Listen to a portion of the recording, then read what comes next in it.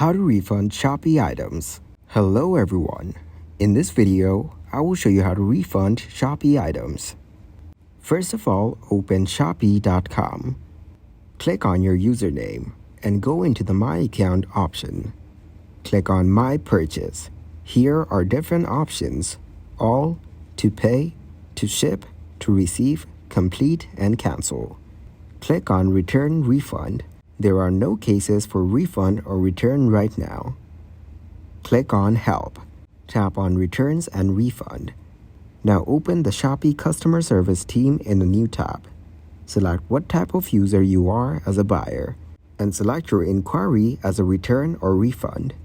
Enter your Shopee username, email address, and order ID. You can add descriptions about your product and can also upload files. Add a description that I'm not satisfied with my order and want to refund my order. You can upload your files as well, and at the end, click on Submit. That's how you can refund the Shopee after you cancel the order. Thank you guys for watching this video. Hope you got some value. Make sure to like the video and subscribe to the channel to get notified of new videos. See you in the next one.